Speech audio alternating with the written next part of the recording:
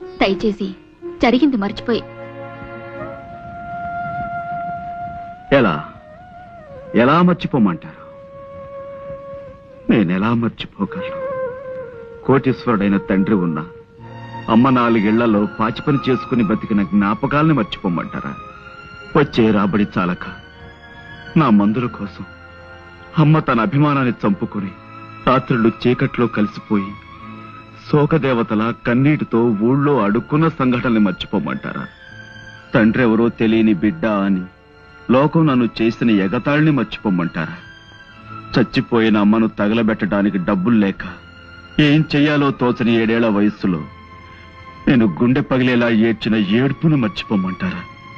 స్పృహ తప్పి పడిపోయిన నేను కళ్ళు తెరిచేసరికి అమ్మని మున్సిపాలిటీ వాళ్ళు చచ్చిన కుక్కలతో పాటు కలిపేసి తగలేశారన్న ఆ పిడుగులాంటి వార్తను మర్చిపోమంటారా?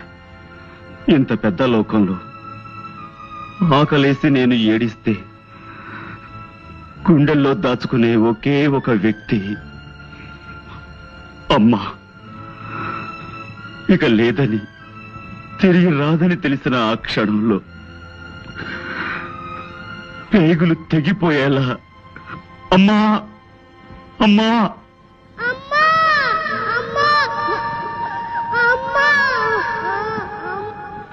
ఆ ఏడుపుల్ని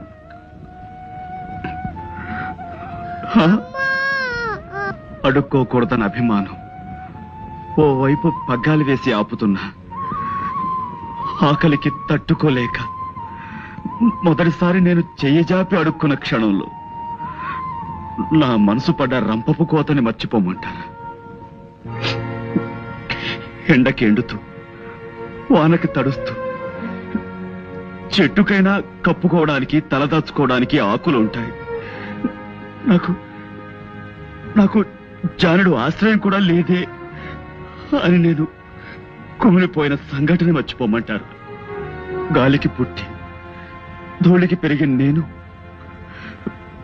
తండ్రెవరో తెలియదంటే నన్ను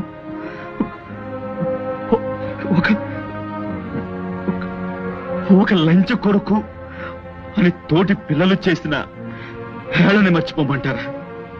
ఆ చిన్న మనసులో డబ్బు లేదనే కదా నాన్న అమ్మను వదిలిపెట్టి వెళ్ళిపోయాడు.